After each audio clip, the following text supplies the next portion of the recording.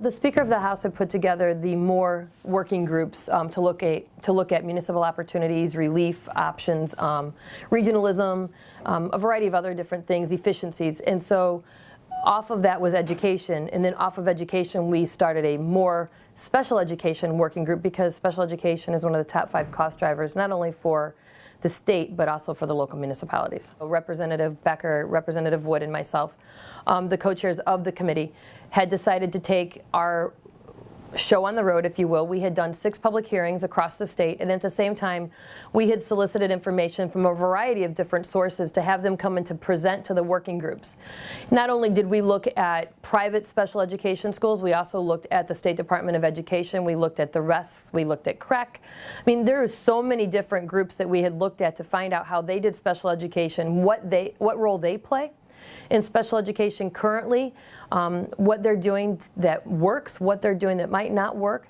At the same time, we also reached out to our local boards of education and our parents, which are extremely important, and also utilizing the students who've gone through the special school system or special education system, or are, have graduated through that process, to find out what we're doing right as a state, what we're doing wrong, and what we can do better. Because quite honestly, these are kids that need our assistance, and we only get one shot at this, and making sure that we do the best that we can is what we're really tasked to do. So we heard from a variety of people that came in to testify.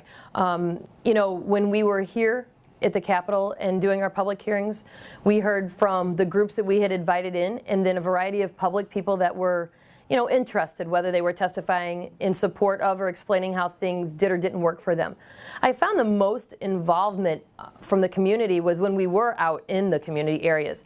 So we had teachers, we heard from educators, we heard from parents, we heard from students, we heard from municipal leaders to explain, just what's working in their communities, what's not working in their communities. We also heard from people that have developed programs that in certain towns are working fantastically. And then we heard from people that had said, we've been in this business for a long time and it's really not working, and we have to figure out a way to do it better. Hearing from parents, especially because we're responsible for taking care of their most valuable package in life as their child, was so very important, and probably one of the most vital parts of this conversation. And if you look at the 3 of us, our co-chairs, we all 3 have children that have been in the special education system for one reason or another. I currently still do have a son who has dyslexia. So for me, it was important to hear how other parents are dealing with the things that they have in each and every district.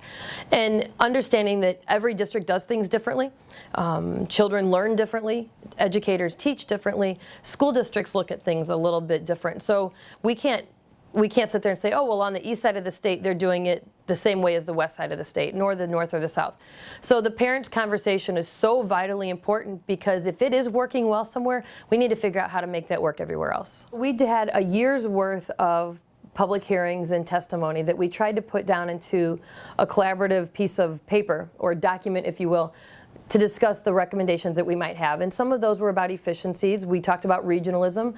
We talked about improving the individual education plan, which is known as the IEP. How we can better assist parents and educators in simplifying the process, and at the same time ensuring that the students that need those special education services are getting, if you will, the biggest bang for their buck, and making sure that we are giving them everything that they possibly can. Recognizing that those recommendations were roughly 3 pages, and we still have much more work to do. The special education has never been separated out in the state of Connecticut from the regular education conversation.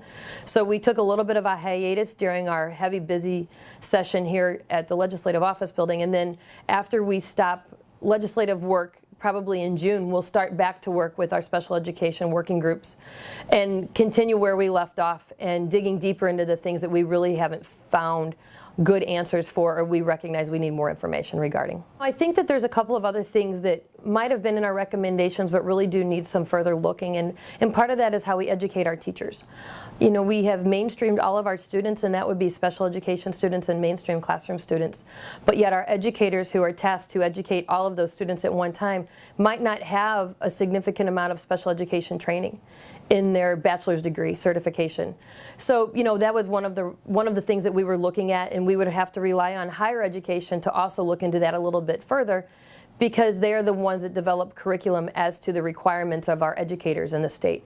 Not really about making it more difficult for the educators, but also giving, but about giving them more tools and giving them a little bit more of a foundation so they understand and recognize the different needs of all of the students, not just one set or another set.